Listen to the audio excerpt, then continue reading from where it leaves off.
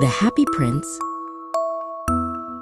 The Happy Prince stood high on a tall pillar, glowing softly in gold as he watched the city below.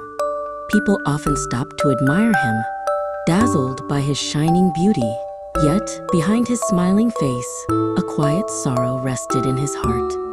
Only now could he truly see the suffering he had never noticed in life. A small swallow flying toward warmer lands stopped beneath the statue to rest for a moment. The wind from the city felt cold, but strangely familiar to him. He folded his wings under the golden prince with a tired little sigh. Just then, a drop of the prince's tear fell and touched the swallow's head. Startled, the swallow looked up toward the prince's shining face. "Why are you crying?" he asked softly.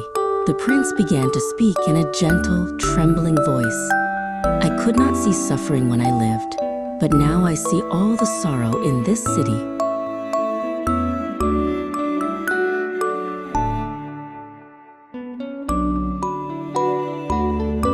The prince told the swallow how he had lived in joy and luxury when he was alive. Music and laughter filled the palace halls day and night. But he never looked beyond the high walls to see the real world.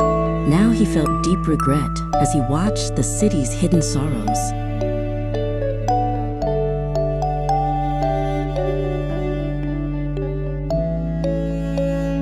The prince showed the swallow the hardships unfolding across the city. Children shivered in cold houses, and weary mothers worked with hungry eyes. The swallow's heart tightened as he watched their struggles. "I wish to help them now, even though it is late," the prince said.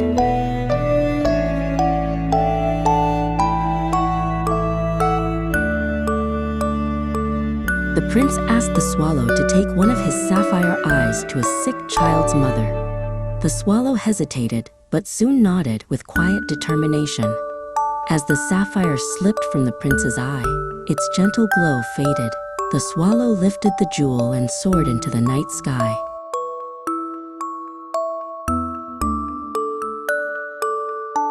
He found the worn little house where the tired mother and her child lay. Quietly, he placed the sapphire on the table and fluttered away. The mother discovered the jewel and cried tears of relief and gratitude. The swallow returned to the prince and shared what he had seen.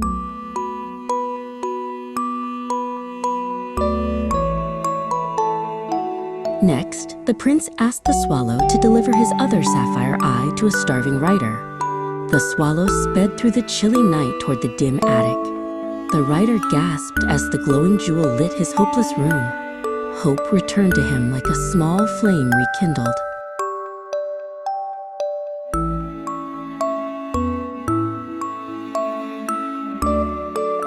Only the ruby on the prince's chest remained.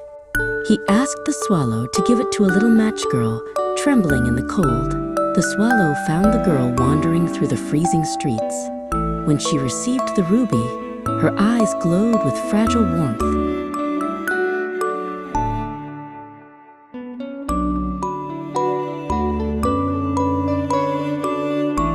The prince had no jewels left, so he offered the gold leaf covering his body. The swallow began carrying piece after piece to the poor. Every leaf brought a little more warmth to the city. Soon, the prince no longer shone with his former glory.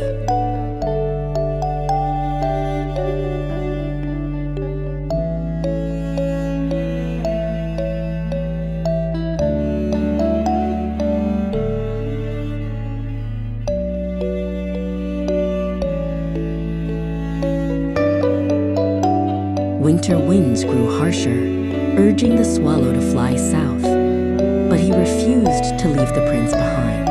"I still have work to do here," he whispered gently. The prince smiled softly at his loyal friend.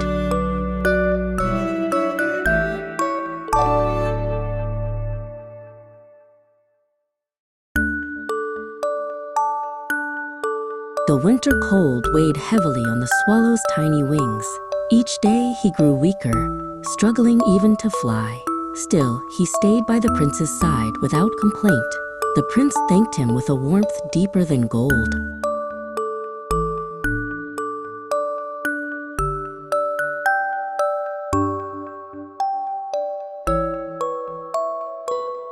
One day, the swallow perched on the prince's shoulder and spoke softly.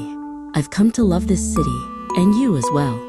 The prince held the swallow's feelings with gentle understanding, but the swallow's voice grew thin like fading wind.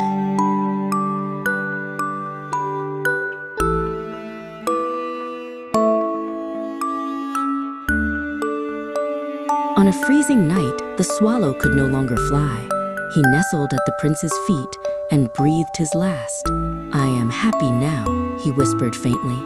The prince's heart drowned in deep sorrow.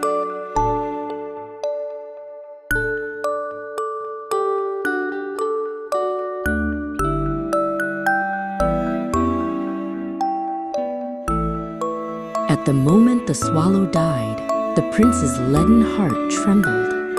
It cracked into two pieces with a soft, painful sound. The city heard nothing, but the sorrow echoed up to the skies. Almost all of his light had now faded away.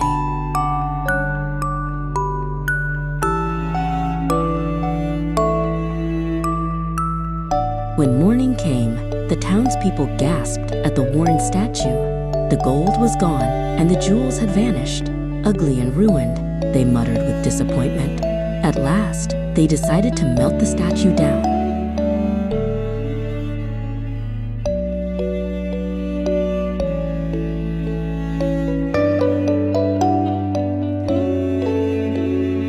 They placed the statue in a blazing furnace, yet strangely, the prince's lead heart refused to melt.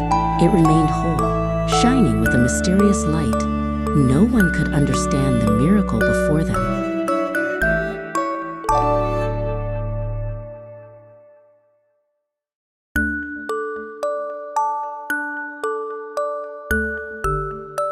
At that moment, an angel descended from the sky.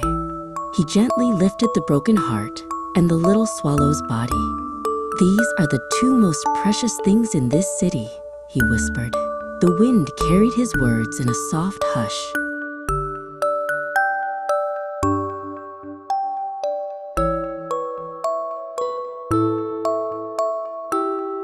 The angel ascended, holding the prince and the swallow close.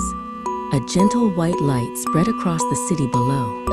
No one knew, but the air grew warmer that day. People felt an unexplainable peace settle around them.